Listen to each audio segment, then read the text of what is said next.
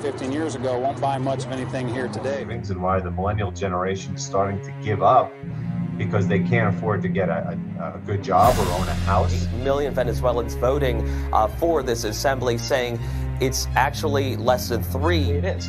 And people are going to start rioting in the streets. Was reported to have asked Putin for military support that would help him stay in power.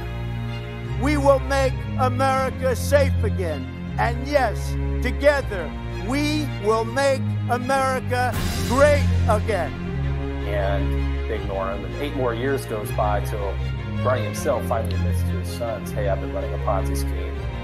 Does its dominance mean it can use the alliance for its own ends? Since 1981, bond yields, also known as coupon rates, have just gone down and down and down. Federal Reserve note will be your biggest financial liability.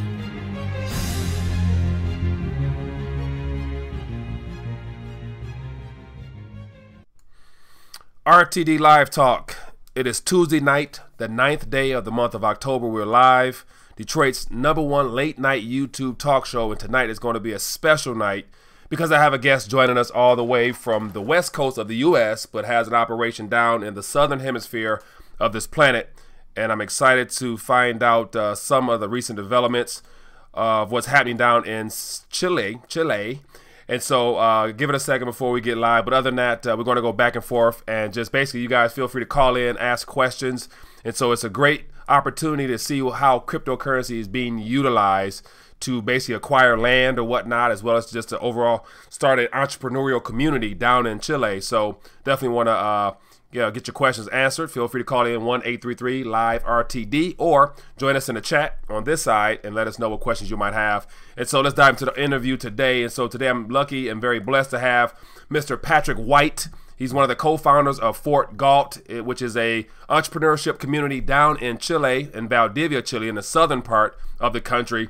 So Patrick, welcome to RTD Live Talk. Hey, thanks for having me on.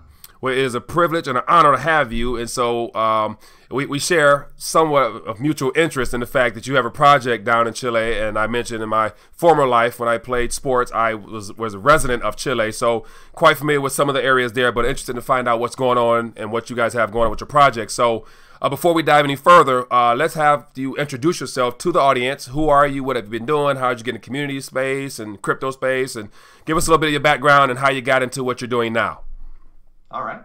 Well, I used to work at a movie theater, and I did that for it's about 7 years. And I got involved in, I was first putting myself through school, obviously, and dealing with the fact that every year tuition was rising. So that was kind of the beginning of the wake-up call. Yeah. And then when my dad passed away at an early age, I was like 22 years old, and I inherited his mortgage for the house. And that was another wake-up call. It's like, all right, well, I'm a young guy. I got to understand how interest rates work and how the mortgage works, and Wells Fargo screwed me on that deal immensely, but it took me a couple years to figure that one out. And I was sitting up late at night because I worked late. I would get off at work at like 1, 2 in the morning, so I was up one night watching CNBC, and it was Porter Stansberry. He basically had this thing, the dollar's going to collapse. And I'm like, oh, okay, well, maybe I'll check that out in the morning. So I did. I kind of got into his fear porn on that. And that kind of led me down the rabbit hole, And over the years, huge Ron Paul supporter here in Arizona. Got to see the voter fraud with that. So it kind of started becoming a long trail of just seeing all these things unfolding in my life, and then all of a sudden they turned out to be not as not true, or things associated with what I thought was the truth ended up not being the case. And I just started deciding, all right, well, I can live in fear, or I can start maybe getting out of the country, or maybe looking into other things. So for multiple years, I just did research on Chile. I had no interest in going down. I mean, I had interest in going down there, but not down there to start any sort of real estate development or anything. And just by dumb luck, I saved some money. My boss called me in the office one day and said, hey, this movie theater is going under. You're going to be out of a job in 30 days. I ended up inheriting a little bit more money. I said, all right, well, I got $40,000 here. Maybe I can just go down to Chile and stay for 6 months and buy some farmland. Yeah. Yes. And that's how it started. So I got on a plane and went down there, and that's kind of where the real story begins. Yeah, interesting. So I'm looking at the chat here, and so I want to mention, so first of all, audio-wise, because last time I had a guest and we were talking for a couple minutes and the audio wasn't working correctly. So For those that are tuning in, let me know how can you guys hear us? Is everything streaming well before we get too deep in things and people say we didn't hear a word you said? We got to start all over again. So okay. in the chat, let me know how audio is in the video. As long as we're good there, we can keep rolling. So as I mentioned, Patrick White is joining us in reference to his startup community down in Chile. So just get into the beginnings of how this thing got into form and where it's at now and things of the nature. Because I think it's going to be interesting, as my prior guest mentioned, of exploring opportunities outside the country. And so for those that might be interested, this could be an opportunity to look into it a little further. So that's the goal here. And so everybody says it sounds good. And so as always, welcome to the RTD Live Talk for those that may be new viewers. And so Patrick, you went down to Chile. So how long ago was this? What time frame was this that you first went down there and from that start? Well, my boss basically said, hey, we're closing the movie theater down in September. And I was gone 2014. 2014, okay. And I said, all right. I was gone like 2 weeks later. So I hit the ground in Chile in Santiago in 2014. Yeah. And I had been part of another, just a Facebook group of people who kind of were into the dollar collapse, and it was part of a newsletter, actually. Yeah. And I met some cool people through that, and a couple of them were down in Chile. So when I hit the ground in Chile, I networked with them first, because one of them said, hey, I've been down here before. I've kind of been doing different things. So if you want, I can show you around, show you where there's a cheap place to rent or whatever. Yeah. So I flew down there and spent a good month and a half staying in Valparaiso. Actually, Renaca, which is the nicer part of Valparaiso. It's the tourist area. Oh, so that's okay. Right off the coastline. So right off the coastline. I never went to Valparaiso, but yeah, go ahead. Nice place. It's a real nice place. And a friend of mine now, he's in Brazil now. But at the time, he'd set up this school called Exosphere. It was basically a non-accredited school where you could pay $2,000-$3,000. You come down to Chile, and he teaches you entrepreneurship. He's kind of known for having started the guy that started the school. He was somehow involved in eBay in Italy or something. But long story short, kind of through that is when I met my business partners, because they had attended this school about a year prior, gone back to the United States, and then after handling some business back here, going back down to Chile. With the idea of maybe working together on some kind of project. They didn't really have anything in mind. So I hit the grounds, and I was down there mainly to go look for farmlands, because I wanted to go see if I could find an acre or two for myself and put maybe $10,000 down and just buy it. Yeah. So we're meeting at this school, kind of hanging. I didn't actually, pay for the school or anything. I just went there to kind of hang out and just meet some people. I didn't actually do the program itself. But I met with them, and at the same time, we can kind of go more into this if you want. There was another real estate development in Chile that went belly up. Yeah. And that's where we kind of looked at it and said, okay, this is not only an opportunity for us to do the same, I wouldn't say the same, but close to that type of project, but do it in a way where we can earn everybody's trust and do it right. Yeah. And that's kind of how it started. So we started touring the whole country and just exploring every nook and cranny, just trying to get a feel of the real estate market. Okay. Now, so how did because northern and southern hemisphere of Chile it's a long country from top to bottom. So I guess what opportunities turned up down south as opposed to up towards Valparaiso on the coast, or how'd you guys settle down in Valdivia of all places? Oh, that's a great question. We went north, and if you don't know the topography of Chile, it's in the center of Chile. It's like California, it's like LA. It's very Mediterranean climate, very nice. As you get more north, it's more like Arizona, a lot of arid desert, not a lot of water. Yeah. So we started heading north first, and we started looking around the country. Well, we found this area. It was really nice grassy plains. There was a lot of houses for sale. The market was, it was fantastically cheap, what we were seeing. So we drove around for a good day and a half, and we started taking pictures of, there was for sale signs everywhere. We were like, oh, this is great, Well, being not from there, we didn't really know what was going on. So we went back to town, and, we're kind of jumping up and down going, oh, this might be an area we can look for some land to start our project. Yeah. And it turns out the car rental guy that works for Enterprise, he's been living there for 20 years. And he said, well, the local power plant and also the copper mines are polluting that whole area. So all the locals are moving out of that area. So it was obviously not a good place to start our project and to buy real estate. Yeah. So that's when we said, okay, well, we need to go south. We need to explore that part of Chile. There's a lot more they guard the environment a lot more down, more regulation in that sense. But and the climate's totally different. You make a switch from Mediterranean climate as you head south, and it turns into more like Oregon, Seattle type climate. Yeah. So. Interesting. So 4 years later, you guys are up and running, and so Fort Galt is, it's an international program now, because as we talked before, you have a lot of people from around the country that's coming and investing in that land down there. So what's been the process like of taking a project, as you mentioned before, that didn't do too well, turn into something that's profitable and people are actually flocking to that community? What's that been like so far?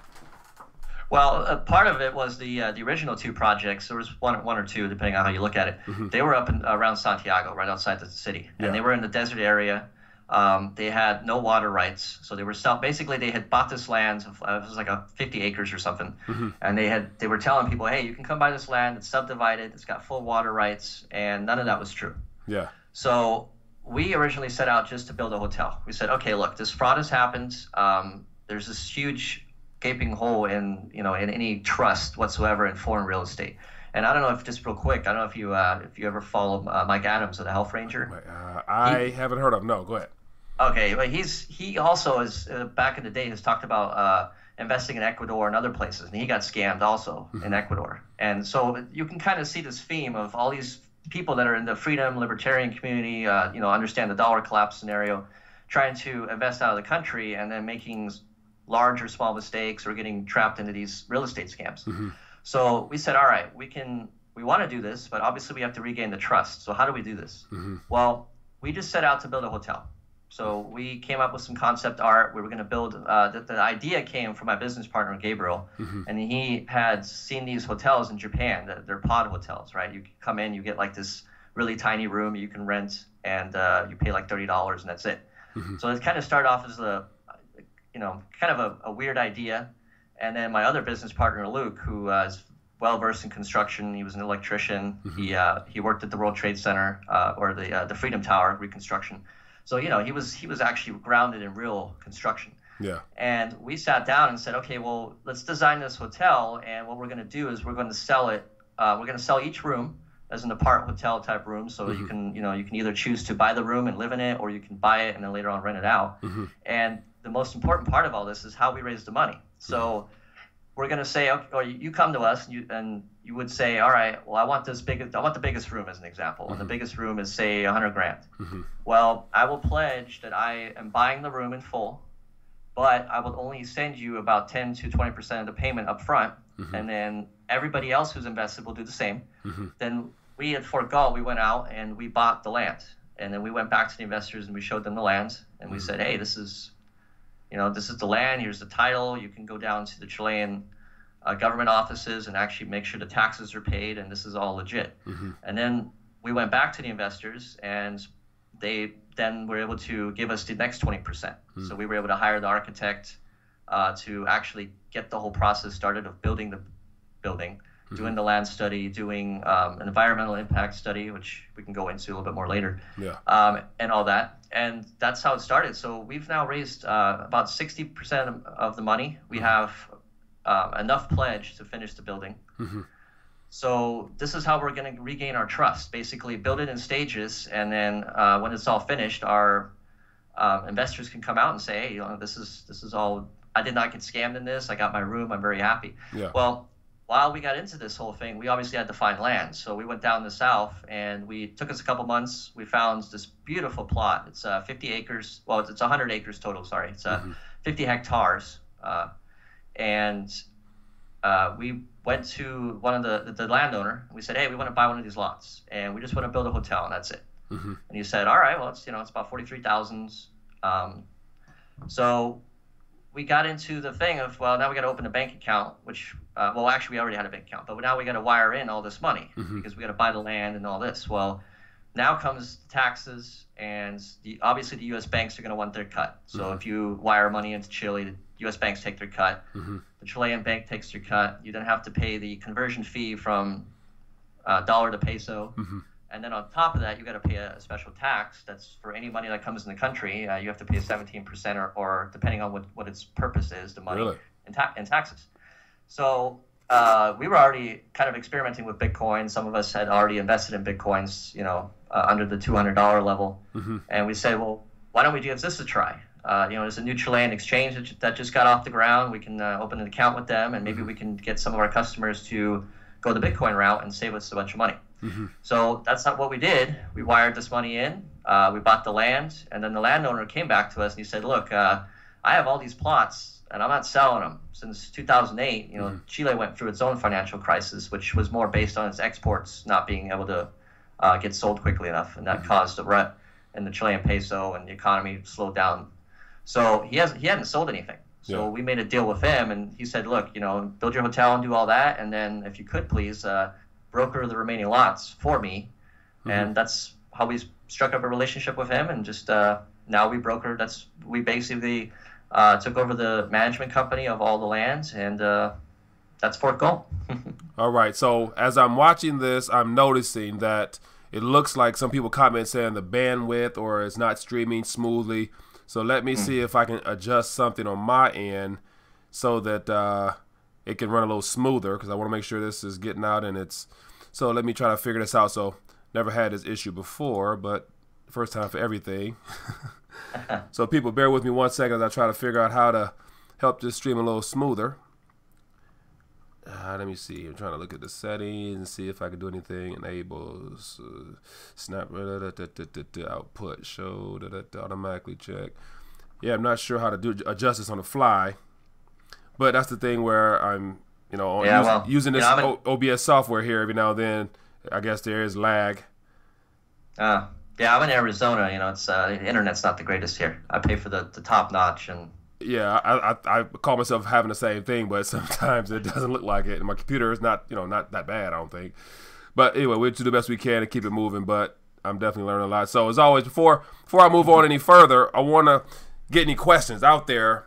So far, you gave us a good foundation as to what's happening down in Fort Gull, so we can get into some of the crypto things as well as overall economy. And sure. and as of now, if you want to share with who's been the predominant, is there a particular region that's been heavy and wanting it to come down there and stuff of that nature? So any questions you guys want to ask, feel free to do so or give us a call. Phone lines are open, and then we can get you some questions answered about what's happening down there. So as of now, if you can share with us, the total number of plots that you guys have available, how many have already been sold? Is it from Southerners, Eastern or Westerners? What's the predominant people moving there, and have they broken ground yet? Give us some of the foundational things of what's happening already down there. Sure. So we're brokering 50 lots. We've got 50 lots total, and 10 of them have already sold. So there's about 40 left. Yeah. And they range between $43,000 to $150,000, depending on how close of a view of the ocean you want, and all that. And predominantly, a majority of our investors are German. We've got half of them are American. Well, okay, let me rephrase that. A majority of the investors for our hotel project are Americans. But for buying your own lot and then building your own house, the majority are German families. So, the economic condition in Germany is pretty bad. And overall, the euros, I think it looks like it's failing. And the biggest draw for Germans to come down to Chile is homeschooling, because homeschooling is illegal in Germany. It has been since the Second World War. Really? Yeah. So that's the biggest thing. A lot of families just want to homeschool, so they decide to invest out of Germany, and that's what gets majority of our. And then the other half are, like I said, in the hotel, it's mainly been Americans. Out of all the lots that we've sold, we've got one person breaking ground right now in his home, and then we've got another 3-4 people that all have either spoken to an architect or in the process of one way or another doing the land study to environmental impact study and all those things to begin construction on whatever they might be working on. Right. So as far as having interest, and so for those that aren't familiar with it, the website is fortgalt.com. And so if you go in there, you get a chance. There's an interactive link there. I was playing through it just earlier today just to see what prices were. And so so from the time you have interest to the time you reach out to you or your team and you actually either come down there or you make a down payment or however that goes, what's been the typical steps to actually get something in your name and to put a stake, say I own this plot type of thing? What's the process usually?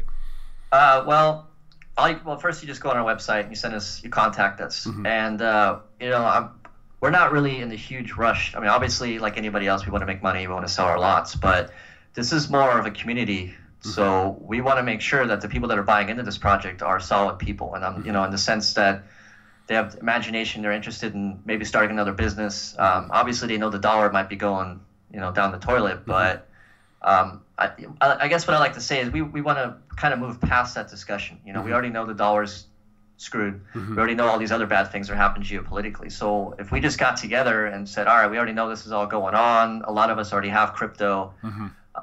That's kind of the main draw. So we want to make sure, you know, you're going to fit in with us. That's going to be the main thing. Once we kind of figure, you know, you're an okay person or whatever. So that's your question. So in getting to know who the potential buyer could be, you want to find out more about them. And so just hypothetically, what could be some things that could there be a scenario to where you say, I don't think this is the right environment for you, your type of environment? What are some things that could cause a red flag to where you might say, hey, this may not be for you if it come down to something like that? Or has that something like that happened already? It has on a minor occasion. There's been one investor we turned away.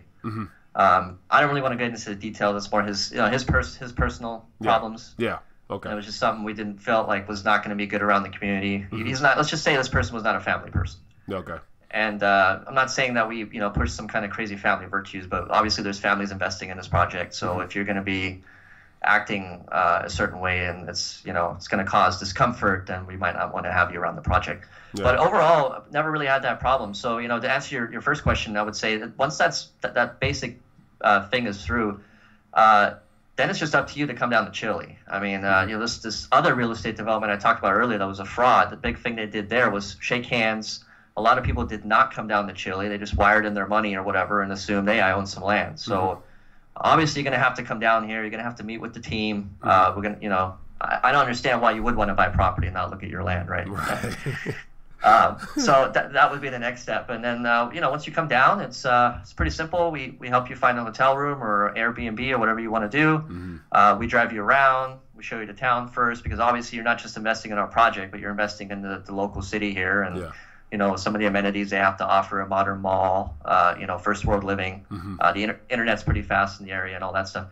And then we drive you out to the land, show you the land, figure out what land plot you want to buy, and then it's kind of up to you. If you buy the lands, we take you down to the registration office, and we get all the government paperwork looked at, make sure there's no back taxes on that specific lot, and then that's it. You sign for it, you wire in your cryptos or your U.S. dollars, you pay your tax on that, and then you get your land, and then it's inscribed in your name legally. You go down to the notary, and you have it inscribed in your name, and then once that's done, it's up to you if you want to, well, first the government will give you a permanent, partial residency or investor visa. So you can then, you know, come down to the country and stay as long as you want because you bought land. But if you wanted to move, and obviously you'd have to file a small amount of paperwork, get a green card or their version of that. But then it's going to be up to you if you want to go further. So if you wanted citizenship, we would have legal services. And this is I want to emphasize this too, you know, there's been these type of services been offered in the past where people have basically taken $30,000-$40,000 and said, hey, we're going to get you the passport and do your citizenship for you. So you got to understand, when you come down here, you're going to do it yourself.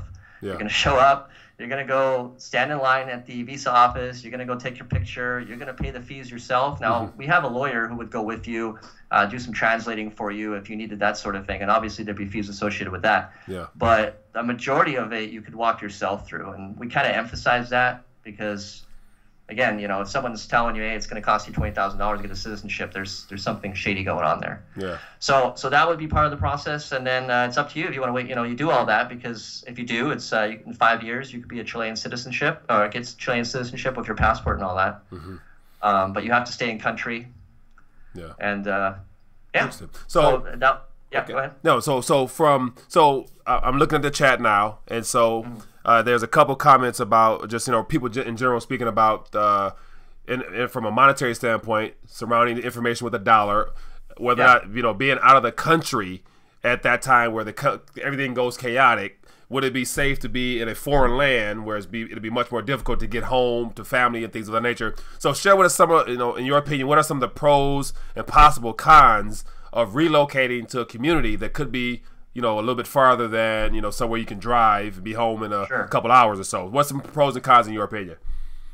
Well, I mean, but the whole home thing, I guess that's perception, right? If you live in Valdivia already, that would probably be your home. Right. But, well, a couple of things. There's a modern airport, so if you had to fly back to the U.S., you could do it very easily. So, let's see. Well, if one thing I guess it depends what your fears are. So for me, I'm worried about geopolitics. Obviously, the dollar is going to lose a lot of value. So the question is, what does that entail? Is your local economy going to be able to survive? Like, for instance, I live in Arizona here, and my local economy here in Yuma, Arizona, is all based on the military. It's about 50% of it is military installations. So if the dollar goes, that means half the economy goes. So if you look at Chile, Chile is very self-sufficient. They grow a lot of their own food. They got about 80 to 90% self-sufficiency in the food area. So if there was any sort of import-export problems, they would be able to feed their own population. Their debt to GDP ratio is non-existent. Their current debt is like 24 million US dollars. So, again, it depends what your fears are. Chile hasn't had a war in 100 years or so. They had a war with Peru, which they won. There's some friction there, but it's very minor. So, for me, I'm kind of tired of watching my tax dollars go to all these wars and things that I just seem to have no power in stopping. So it's at that point, in my opinion, it's moving with your feet. And what's nice about Chile is it has, because I'm not a wealthy guy. I worked minimum wage pretty much most of my life. Even when I was managing the movie theater, I was making barely more than that. And moving to Chile for me was a financial, just as much as just having a better quality of life decision. It was financial, obviously, because when you go down there, because the food's locally sourced and there's not such big agriculture business. There's a lot more farmers markets, a lot more competition, so you can, buy your groceries at half price of what you do in the U.S. in some instances. So it's small things. It's these really small things. Obviously, you're going to miss some things from the U.S., like restaurant service. These are kind of things that might drive you crazy. Dealing with the bureaucracy, going through Chilean bureaucracy and like getting your passport done, your visa or anything like that, or any tax services, that can take some time. I mean, you're talking going down to the visa office or tax office and sitting there for 6-7 hours. That's probably something the DMV in the U.S. wouldn't, it wouldn't keep you there as long. So it varies. It's going to depend what you're more into. Right. Sounds like. So a question I noticed in the chat. It's from Terrence. It says, "Is there a one-time payment, yearly or quarterly tax on land?" Yes, there is, and it's actually a lot cheaper. So if your land is undeveloped, it's under $35,000. There's no tax at all. And then from there it goes up. So the average is about $200-300 max for about 2 acres or more. And then if you develop it and get it up to like $80,000 to $90,000 value, then they start tacking on a little bit more. But the nice thing about Chile, this is actually back to your other question. You got your pros and cons in this sense. So Chile, they get most of their tax revenue from import taxes. So if you like your iPhone, if you have to have a new TV, like for some of the videos that you see on our website where we have 3D rendering, actually on YouTube as well, of our hotel, we had to buy a computer to do that. And it was about a $6,000 computer in Chile. And in the United States, it would have cost us only about $3,000. So if you own property in Chile, you're going to benefit hugely because your property taxes are going to be extremely low. But if you're somebody who buys a lot of luxury goods, shoes, computers, anything electronic, mouthwash is an example, you're going to pay about 17% tax or more as a luxury goods tax. So that's where they're going to make the money off you. So you got to decide, am I more interested in owning property and saving on my property tax, or am I going to be buying a lot of toys? Right, fair enough. So it looks like we have a caller, and so let's find out. Hello, caller. What's your name? Where you calling from? Mike, and I'm calling from Cleveland. Mike from Cleveland. How you doing, my friend? What's on your mind tonight, and what's your any questions from our caller Patrick or from our guest Patrick White? I was just trying to figure out what crypto was. So crypto as in cryptocurrency, or what exactly? Because when we say crypto. It says let's talk about the crypto community in Chile. Okay. Are you talking about the currency or the community? Okay, so basically, it sounds like the question is how from cryptocurrency in relation to the community that you guys are forming there. So it's an entrepreneurial based community there. Explain a little bit of the community with reference to cryptocurrency. Yeah, so the community. The fucking kids. Will you guys shut the fuck Yes, I'm sorry. Go ahead. Finish. So the community is, well, the first point is entrepreneurial. So we want people who are more interested in starting their own businesses. But obviously, you're going to be better off transacting in some sort of cryptocurrency if the fiat that you're dealing with is being debased.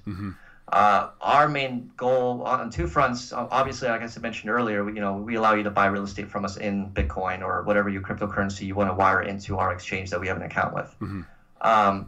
But as far as the individual investors and people who have invested in the hotel and people that are coming down to Valdivia to hang out at Fort Go, they are kind of involved in different aspects of the crypto community. So, for instance, some of them just want to start a business and accept crypto. Some of them are more interested in preparing for the dollar collapse, in the sense that we're trying to basically educate the locals in Valdivia, the cryptocurrency, and try to push a lot of the local businesses onto crypto. So if the dollar were to fail and somehow cause a chain reaction, which I hope, I'm still not too sure if I think all fiat will fail, but if the Chilean peso will fail right away is to be seen, because they don't have any debt. So there's still a lot of confidence in their fiat system. But if it were to come down, we want to make sure that in Valdivia, we would have enough local businesses in the crypto community as far as accepting crypto, or at minimum, understanding what the movement is all about. So if in an emergency they had to make a switch, they could do it. Right. So I hope that kind of answers your question. Yeah, it does. And so another thing I noticed, because I was last in Chile about 3 years ago, and so I was in Santiago area, and I noticed that it had been about almost a decade since I was there last time, and the peso to dollar exchange ratio the peso had devalued a lot since in that time frame there. So I think I mentioned about 600 or something to $1 now. At that earlier years, like 400 or 500 to 1. So I would imagine that since the Chilean peso they're all in the same game of not being backed by anything, it's going to have issues. And as I always mention on Rethinking the Dollar, that the dollar will be the last thing standing. And so thinking from a long-term perspective, as you mentioned earlier, the price of lands is going down due to the fact the peso is suffering. For those that are interested in it just got me thinking about the idea of an early investment, because the land will get cheaper as the peso suffers. And so, of course, it might be all bought up by them, but there's something to consider as well in the fact that, the dollar will be the last one standing, I believe. And so it might be worthwhile to exchange some of those dollars for something else, especially in foreign countries. So with that being the case, so give us a little bit about, tell us a little bit about the Valdivia, the city there, the community there. And I also share, I think a story that you might find funny as well about my experience there. So share with us a little bit about Valdivia. What kind of community is it? How have the people been receptive towards, foreigners coming there buying their land? And so has it been well received or whatnot? Well, see, this is the beautiful thing about Chile. Chile, just like the United States, is a very immigrant-based country. So majority of their population has been immigrant-based. In the 1800s, they had a problem down south where the Spanish-backed Chileans could not conquer the South. They were trying to settle it and all this. So they actually went out and they were trying to get Czechoslovakians or someone to move down to Chile, and something didn't work out. And at the same time, Germany was going through its depression. This is about 1890, 1880. So they offered for any Germans that wanted to immigrate to Valdivia specifically and that whole area down there, free land, a small pension to get started and build a house. And that started a huge immigration rush back then. And this has continued all the way up and through World War I, World War II.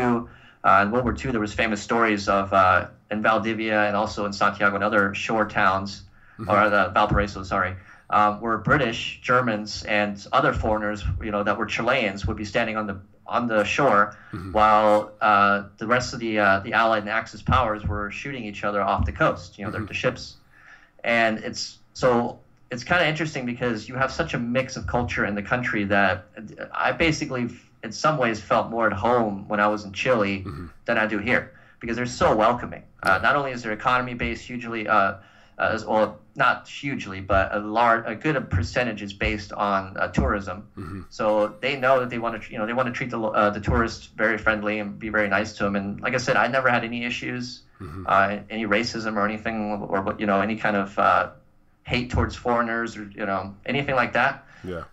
And Valdivia itself, because of that, is so it's got a lot of German culture, a lot of German architecture, and it's about 100,000 people, 150,000 and around the area of Valdivia. It's a very rainy climate in the winter. I think that's why they love basketball so much. So yeah, it gets cold once you leave the valley. And so I remember, because I stayed in Los Condes, Santiago, inside the valley. And so it was very warm. So whenever we got on the bus and we drove over the mountains, that's when it got cold. So we had to put coats on. So it was definitely different there. But one of the things we mentioned earlier about how Chileans as well as Argentinians, they love their sports. And so, as I mentioned, my experience from being down in Chile was I played professional basketball there years ago. And so we played in Valdivia, and the whole it looks like the whole city came out for a pretty serious game, and we won. And on the way out, we had to be escorted out by police because how serious it was, because they take their sport serious. And I remember walking down a tunnel and people were spitting. And and here's the thing, like here in America, we love our sports. We love football, basketball, all that stuff like that. But down there, when it comes to soccer and basketball, in those small communities especially, they love their stuff and they'll fight for it. So if they feel the referees aren't whatever, they'll take the referees out if need be. So just the idea of being spit on is something that is a South American experience for me a couple times, but I'm sure they don't spit on you out in the community or whatnot. But when it comes to sports, be careful. I've never had that problem. Oh, man, that's good. So, as always, I have Patrick White joining us. He's talking about Fort Galt, an entrepreneurship community where the whole goal is basically tonight share with information with people to get them to think beyond just, home base, to think about opportunities that may be abroad. And so, have you come across with some of the interest that you've had thus far from people either who've purchased or looking to purchase what type of business opportunities? Because it's a community, therefore you probably will need school system, community center, recreation center, sports facility. I mean, what type of things do you have as far as people contributing to the community down there? Well, a couple of things. 5 of the lots that we sell are community plots, so that means you can buy them, but you have to they're zoned for residential and for commercial. So that's one option. There's those 5 lots. And then, but no one's stepped forward to do that yet. When we took over you were talking about sports complexes and all that. When we took over the original management company for the Fort Galt land, the original idea was to take those communal lots and I believe build a restaurant, a tennis court and some other things. And we kind of walked away from those ideas, and what we want to do is we're going to definitely develop one of those plots as a makerspace kind of building. So where you could come in, there'd be tools, computers, and other things where you could collaborate. But as far as specifics, like people coming down to Chile and starting their own businesses, it's still in the works. A lot of people are talking about doing it. I had one guy I know, he's German. He came down, he started his own bakery. He's doing very well. Some other people are discussing maybe doing a restaurant. My business partner, he started a school. It's basically just buys them some crypto and with that fee and distributes it to all their phones so they can see how crypto works and all that. So there's been a market bull rally and stuff like that. So what are your long-term thoughts and projections for the project? What do you see Fort Galt being in 5, 10, 15 years? Will you guys look to expand out? I mean, is there more room to buy more land or start another community in the Northern Hemisphere? What are some plans once this thing gets up off the ground and really running full stream? Well, it's funny because if you would have asked me 4 years ago, 5 years ago, where this whole thing would have gone, I could never imagine it would have gotten as big as it has already. So, we've discussed really, to be honest, I'm focused on getting this project done right now. Let's get this. I want to get this hotel finished, prove that we are, legitimate people, and kind of redeem the whole expatriation real estate kind of that whole sector, of not being a fraud and there being good people in it that can help you. So that's kind of my focus, but we have discussed, well, number one, there's a lot more land for sale around our property, very cheap that we could buy, we could rezone. We'd have to put the road and the infrastructure in. I mean, that's the big benefit of Fort Galt right now. If you want to buy a plot and build a house, you can do it. You're pretty much ready to go. The water's there, the electric access is there. The only thing we don't have is the internet. So once 5 or 6 homes get built, we're just going to lobby to the local internet company to run a 3G a fiber line out to our area, and then that should be it. So that's kind of where it's at right now with all that. We have talked about maybe opening another hotel, maybe in New Zealand down the road, or maybe Uruguay or something. But that's just more. It's more like just speculation and kind of just way down the road. But obviously, it's going to really depend on the investors. You know, if people want to get together and want to build another hotel somewhere else, and they want us to do it, you know, for us to be the guardians of the stewardship to make sure there's no fraud and everything goes smoothly, then we might just do that. Sounds good, man. So on a crypto sense, let's talk a little bit about the crypto sector. And so you've come across that sector and you're utilizing that for your advantage to help develop the project down there. What are some of your long-term thoughts on the crypto sector? Will there be another Bitcoin or Litecoin and bull run anytime soon, or what? What are your thoughts? We will have one before the end of this year, or maybe next year? Well, I'm gonna be biased. I hope we have another bull run by the end of the year. But you know, I'm not really sure. If you look at this kind of pump that we had, it happened I think 3-4 years. It was prior to 2014. You had a kind of a pump like this, and it took over 2 years for it to return above that value. So I'm not really sure. I hope it's gonna. You know, overall, I think for the space in general, I think you're gonna have growth. How fast that growth is, you know, is anyone's guess. So I think if you're invested long term, you should do fine. Short term, you know, you're going to have your ups and downs, and I'm not really sure what to say there. You know, we just try to make sure when people pay us in crypto, it says on our website, and we emphasize it before you make your payment. It does fluctuate. So as soon as we receive the payment, we transfer the cryptos into pesos, and we get your lands all set under your name as quickly as possible, because, you know, it does fluctuate up and down. And in the bear market, you got to be careful if you're going to wire, you know, a certain amount of money to Chile, and we want to make sure that you transact in and out of the currency quickly, right? Fair enough, yeah. But for long-term hodlers, I would say, you know, just hodl, and it's definitely better than the dollar. So I just don't see what other alternative besides precious metals you would have, and they're so darn manipulated, you know. I mean, we're buying crypto to protect our purchasing power in the here and now, not 10 years down the road. So sadly, when you put your money in, you know, in silver, which I do too, it's not appreciating in real time. So how is that going to protect you against any sort of inflation right now? Unless you're in Venezuela, right? Yeah, in Venezuela, yeah. And so, like I often mention on the show, the whole idea with metals, it's a long-term hedge against your national currency. So I personally look at it as an insurance policy. You're taking out an insurance policy on your currency now, and so nobody actually expects to actually claim on their insurance policy. It's just a worst-case scenario type of thing. So, but yeah, cryptocurrencies is gaining popularity, and I think this year, you know, no matter what, it's not going anywhere. So it's a matter of whether or not you have some or not. So. But other than that, it's been great, man. And so anything you want to leave us with, you know, I was hoping and expecting more questions, but as is. Well, you know, I'm going to leave you with just some basic info for like just the normal guy. You know, obviously the land that we sell is it's up there in price. It's a lot cheaper than what you could probably get in California, but I understand some people are not going to be able to afford it. So number one, I would say, you know, just save money, save it in crypto if you can, and understand the average acre in Chile is about $700. So if you can't find something from us you like, you can find something overseas and you can go buy it. You know, if you wanted us to help you do that, we could do that. But so that's one thing to keep in mind. You know, there's cheap real estate out there for anybody. It doesn't matter what your income is. You just have to choose to buy it far enough outside of town or whatever keeps the price where it's at. And then the other thing I would say is check out workaway.info. I don't know if you're ever familiar with that website. No, what's that again? Say that again. It's workaway.info. Okay, I never heard of that. Yeah, so this is kind of cool. It's kind of like a you basically, it's like a trading site where you can trade your own skills. So you go on there, and you basically make a profile. I think it used to be free. Now it's like a $35 one-time join fee or something like that.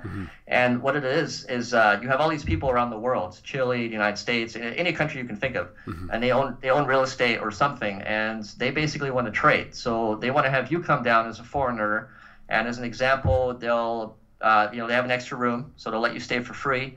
They'll cover your dinner maybe, and in exchange, you spend 1 or 2 hours a day teaching their daughter a foreign language. Or if they own a farm, you're going to work on the farm for a day or two, and then maybe next week you'll pay them $20 for the room and say, hey, this week I'm not going to be at the farm to help you. I'm going to go explore the country. So the reason I mentioned this because you can sign up to this website, and you can, you know, because if you buy a ticket to Chile, it's about $800 one way.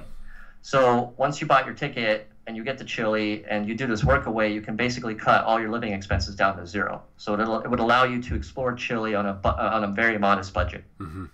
So that's kind of what I want to leave everybody with, because that's something that anybody can do and anybody can explore. Yeah, interesting. That's very informative. I've never heard of that before, so definitely something to consider. And so, as always, people, it's been great having a chance to bring another guest to you with another opportunity of something to explore. Of course, this is all our opinion and what we think might be worthwhile. And so, of course, do your own homework. And so, if you guys want to find out more about Fort Galt, fortgalt.com, you'll find the link in the description below. And you can just reach out to him. And also, I'll include your Twitter or whatever information you might want to share with me so people can reach out to you. And so if you want to leave them with some information, some Twitter or anything like that, or where can people find you directly if they wanted to? I'll just say fortgalt.com if you want to check out our website and what we offer. You can find us on Facebook, Fort Galt. I'm on Gab and Facebook. Patrick White 77, I think, is my Facebook profile. I don't know why that number's in there. So you can just follow me on there. I'm not a big Twitter guy, so I don't have a Twitter. Okay. Fair so enough. yeah, just that, and if you do follow me on Facebook, beware. I post a lot of financial news, a lot of news about Chile, and you might get tired of it. Yeah, but it'd be very informative, especially if you have interest in coming down there. So definitely, I've learned some things in reference to the whole community aspect there, and more people, as far as people I interview who have an international point of view, always recommend the idea of exploring and being open to having a second place where you can go to, whether it be for second passport in case of worst case scenario or just an investment aspect. So definitely it's very informative, and I love South America, I love Chile, so definitely something for me to consider as well. So I've learned a lot, so thank you. So as always, thanks for Patrick White for joining us, my friend. You can find more information to everything that we discussed today in the description below at the end of this video. And it's been great as always to have you guys chime in with your thoughts and comments there. I'm sure, Patrick, you might want to check the description or comment section after the video, because I'm sure people will probably have questions. And if you want to answer it, feel free to do so. But other than that, people, it's been great to have you join us for a live stream tonight. Hope you were informed and educated on what's happening down in Chile. If you're interested, find out more for yourself, click the links. Other than that, give us a thumbs up, share this video for more people can find out about life outside this country, because there is a much bigger world than what we've experienced here in the U.S. So once you have your eyes open to living abroad, you'll never be the same, guaranteed. So other than that, Patrick, thank you, my friend. And other than that, look forward to staying in tune with what you have going on and definitely finding out more about Fort Galt. So other than that, I want to make sure there's no questions I'm leaving unturned, and then we can let it go. I want to make sure I get you all the questions. But other than that, that looks like all there is. So, Patrick, thank you, my friend, for tuning in and joining us. Other than that, everybody be safe and enjoy your night. And I'll see you guys tomorrow night for another RTD Live Talk, 9:30. Be on time. Peace. Take care.